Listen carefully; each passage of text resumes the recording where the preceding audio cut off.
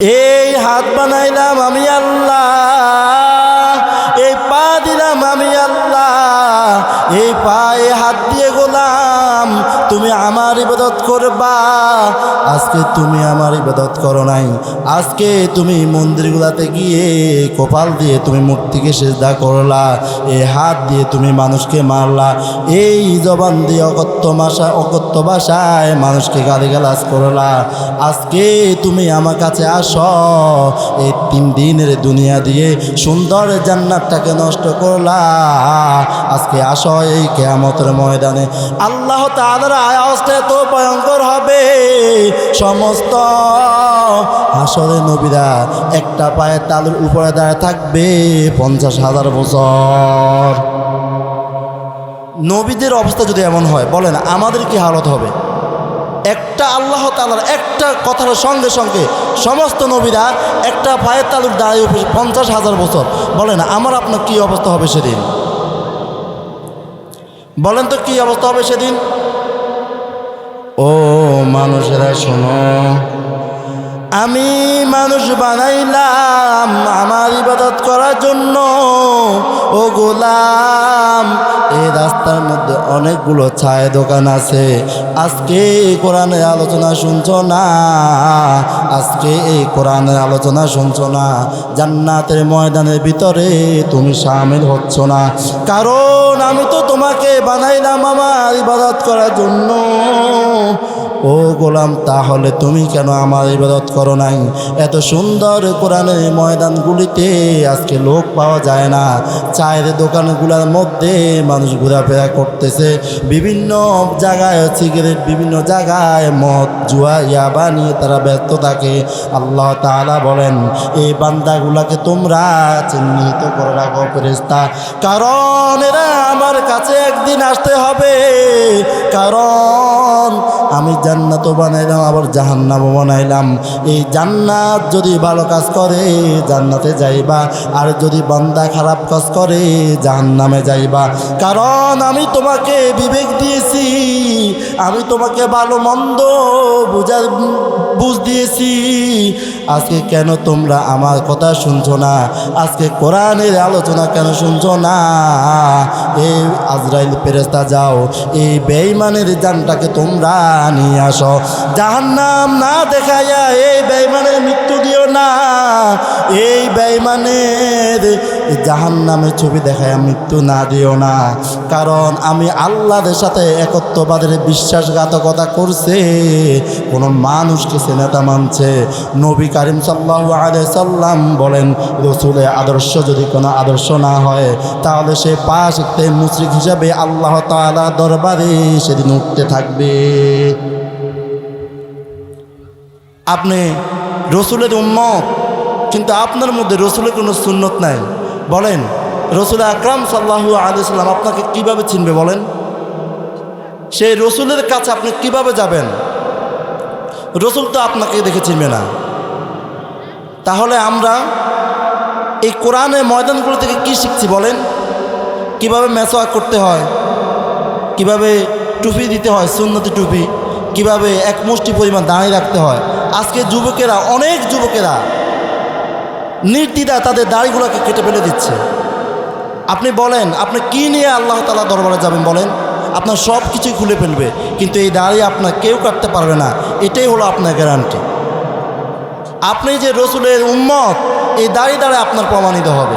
হতে পারে সে নামাজ পড়ে না, একদিন সে পড়বে, কিন্তু আপনি রসুলের সুন্নতকে অবমাননা করতেছেন। আপনার রসুলের সুন্নতকে আপনার কাছে ভালো লাগে না, আপনার 3.5 বডির মধ্যে রসুলের সুন্নত নাই, তাহলে আপনি কিভাবে বলেন জান্নাতে যাবেন? বলেন আজকে সমাজে মানুষগুলো দিন দিন নষ্ট হয়ে যাচ্ছে, এই কোরআনের ময়দানগুলো থেকে মানুষ দিন দিন উঠে যাচ্ছে। তাহলে আমরা কিভাবে বলেন আল্লাহ তাআলা সে একত্ববাদ, রসুলের প্রতি বিশ্বাস, আল্লাহর প্রতি বিশ্বাস কিভাবে স্থাপন করবে? বলেন আল্লাহ তাআলা বলেন, লা ইন শাকারতুম লা আযীদান্নাকুম ওয়া লা ইন কাফারতুম ইন্না আযাবি লাশাদীদ। আমি তোমাদেরকে নিয়ামত দিলাম, কারণ তোমরা যে মাছ খাও এই মাছগুলো আমি আল্লাহ তোমাদের জন্য বানিয়েছি।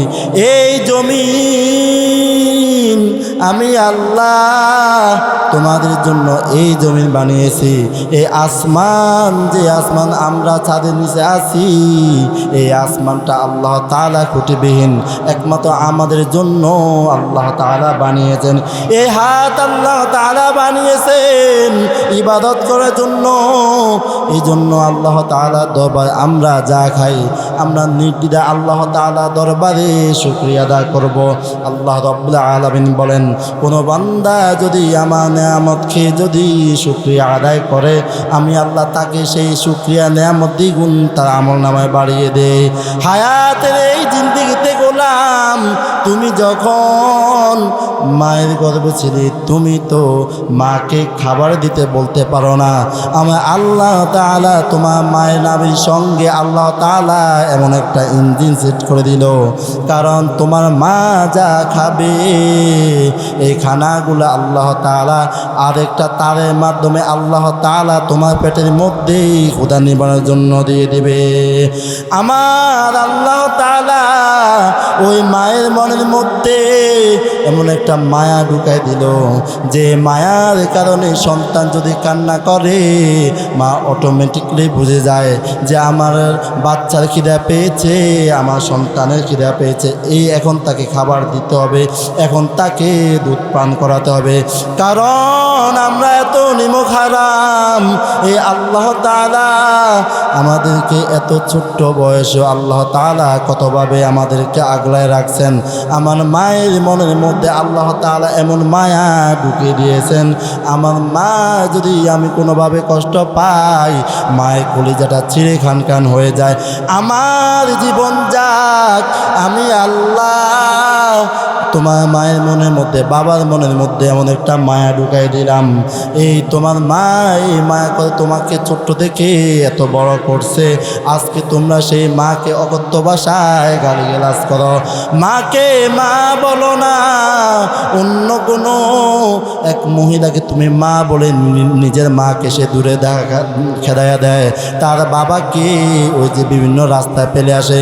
এমনও তো দেখা যায় বিভিন্ন সন্তান তার মায়ের উপর হাত তোলে, বাপের উপর হাত তোলে, একমাত্র এটার কারণ হলো দিনী শিক্ষা না থাকার কারণে।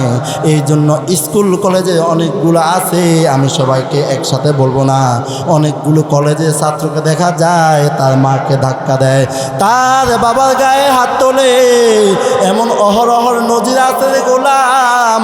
কারণ আল্লাহ তাআলার ইলম যারা ঢুকিয়েছে, আল্লাহ তাআলার সেই নিয়ামত যারা গ্রহণ করেছে, আল্লাহ তাআলা তাদেরকে দিনে বুঝ অটোমেটিকলি দান করেছে। এই জন্য কোনো মাদ্রাসার ছাত্ররা তার মায়ের মনে কষ্ট দেয় না, কোনো মাদ্রাসার হুজুরা তার মায়ের মনে কষ্ট দেয় না। যতগুলো খোঁজ করলে দেখা যায় স্কুল কলেজে ভার্সিটি পোলাপানগুলো মাকে বিভিন্ন অকথ্য ভাষায় গালিগালাজ করে। আমি এই আপনারা বলেন তো, যে কোনো মাদ্রাসার ছাত্র অথবা কোনো মাদ্রাসার হুজুর, কোনো মসজিদে খতিব তার মাকে পর করে দিছে দেখাতে পারবেন কেউ? অকথ্য ভাষায় স্কুল কলেজে ভার্সিটি পোলাপানগুলা তার মাকে ধাক্কা দেয়। এমনও দেখেছি যে ফ্রি ফায়ার গেমের জন্য তার মাকে সে হত্যা করছে। বলেন আছে না নাই? তাহলে আমরা এই যে মাদ্রাসা আছে, এই মাদ্রাসাগুলোর মধ্যে আমরা আমাদের সন্তানদেরকে দিব। এই সন্তানদেরকে দিলে রসুলের সেই জ্ঞান তার মধ্যে ঢুকবে, রসুলের সুন্নত তার ভিতরে ঢুকবে, কোরআনের ইলম তার ভিতরে ঢুকবে, হাদিসের ইলম তার ভিতরে ঢুকবে।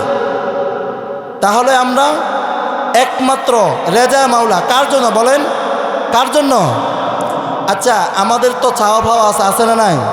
আচ্ছা আমরা কাকে চাই বলেন তো? আল্লাহকে চাই। কাকে চাই?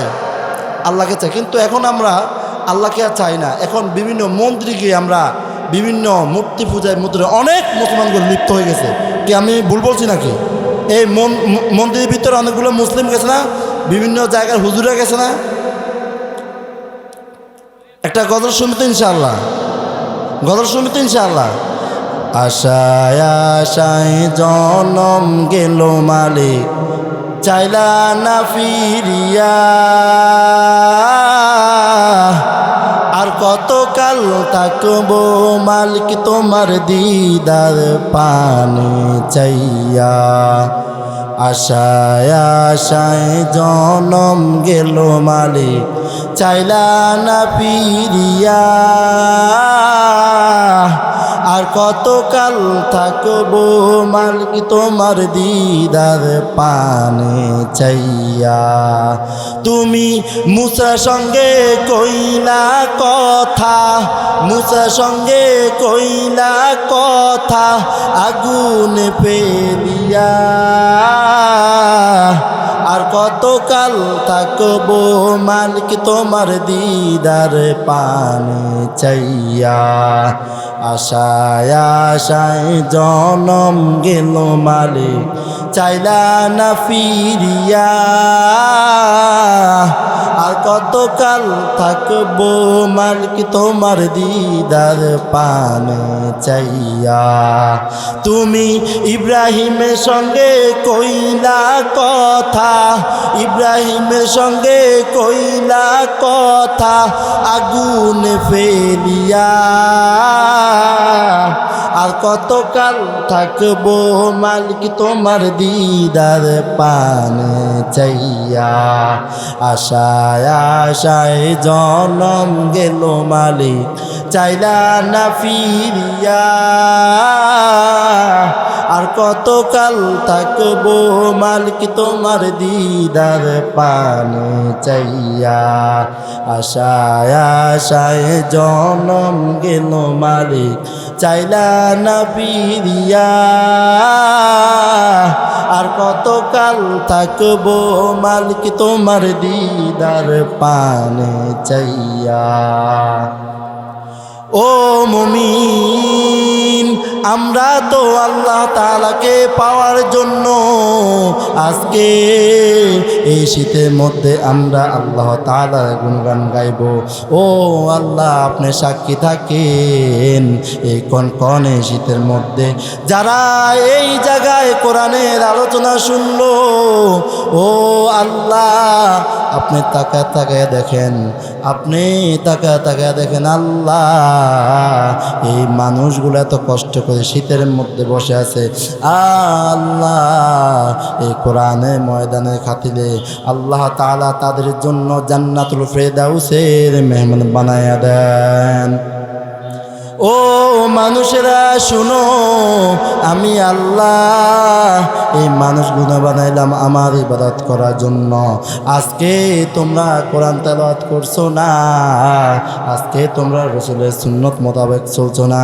রাবেয়া বর্ষী রাদিয়াল্লাহু তাআলা আনহা যখন দুনিয়া থেকে বিদায় নেওয়ার পরে পরবর্তীতে কবরের মধ্যে ফেরেশতারা জিজ্ঞাসা করে, মার রব্বুকা, তোমার রবকে, ওমান দিনুকা, তোমার দিন কি ছিল? রাবেয়া বর্ষী রাদিয়াল্লাহু তাআলা আনহা বলেন, তোমরা কে, তোমরা কোন জায়গা থেকে এসেছ? ওই ফেরেশতারা বলে, আমরা আসমান থেকে এসেছি, তোমাকে প্রশ্ন করবে বলে। ও রাবেয়া বর্ষী বলেন, এই আসমান থেকে জমিনের দূরত্ব কত? ফেরেশতারা জবাবে বলে, আসমান থেকে জমিনের দূরত্ব প্রায় 500 বছরের রাস্তা। তাহলে ও ফেরেশতারা তোমরা শোনো, আমি আল্লাহ তাআলা তোমাদেরকে কবরে আসার সময় তোমরা যদি আল্লাহ তাআলাকে না ভুলো, তাহলে আমি এই 4.5 হাত মাটির নিচে কিভাবে আল্লাহ তাআলাকে ভুলে যাই? তাহলে এরকম ঈমান দীপ্ত, এরকম ঈমান নিয়ে আমাদেরকে চলতে হবে, আল্লাহ তাআলার শরণাপন্ন হতে হবে। আমরা তো আল্লাহ তাআলাকে চিনি না, আল্লাহ তাআলাকে আমরা মানি না, অকথ্য ভাষায় মানুষকে গালিগালাজ করি, মানুষের ধন সম্পদের মধ্যে আমরা বিভিন্ন কর্তৃত্ব খাটিয়ে দিই। আমার ভাইয়ের সম্পদ আমি বুঝিয়ে দিলাম না, আমার বোনের সম্পদ আমি বুঝিয়ে দিলাম না, কারণ এই দুনিয়া দিয়ে তো আমার চলবে না। একটা সময় আমাদের সকলকে কবরের মধ্যে শামিল হতে হবে। তাহলে ভাইয়ের সম্পদ ভাইকে বুঝিয়ে দেন, বোনের সম্পদ বোনকে বুঝিয়ে দেন। ওই যে মানুষের সামনে থেকে ঋণ নিয়ে মানুষের কথাগুলো শোনো না, মানুষের টাকাগুলো দিচ্ছ না, এইভাবে মানুষকে ঠকাচ্ছ। আল্লাহ তাআলা বলেন, ও গোলাম, এই মানুষের ঋণ পরিশোধ না করলে কিয়ামতের ময়দানে তোমার আমল নামা থেকে আমি আল্লাহ নেকিগুলো তার খাতায় দিয়ে দিলাম। ও মানুষ, কয়দিন আরে দুনিয়ার বাহাদুরি করবা? দুনিয়াটা কিছুই নরে গোলাম, এই 2 দিনের দুনিয়া দিয়ে গোলাম সুন্দর জান্নাতটাকে নষ্ট করো না। আজকে মরলে কালকে 2 দিন রে গোলাম। এখানে তো অনেক মানুষ আছে যাদের মা নাই, বাবাও নাই, তাদের কথাও তো তোমরা মনে করতে পারো। কারণ আমার আগে আমার বড় ভাই দুনিয়া থেকে চলে গেছে। অনেক জায়গাও তো দেখা যায় বড় ভাইয়ের আগে ছোট ভাই মৃত্যুবরণ করেছে। এই মৃত্যুর যন্ত্রণা থেকে কেউ রেহাই পাবে না রে গোলাম। আল্লাহ তাআলার একত্ববাদেরকে বিশ্বাস রেখে বলে যায়, আল্লাহ তাআলার ইবাদত ছাড়া কোনো মানুষ জান্নাতে যেতে পারবে না। অনেকে আবার এই কথা বলে, আল্লাহ তাআলার ইবাদত করলে কি জান্নাতে যেতে পারে? অনেক মানুষ এইভাবে মানুষকে বোঝায়, ইবাদত ছাড়া আল্লাহ তাআলা জান্নাতে শামিল হওয়ার কোনো সুযোগ নাই। আল্লাহ তাআলা আমাদেরকে বানিয়েছেন তার ইবাদত করার জন্য।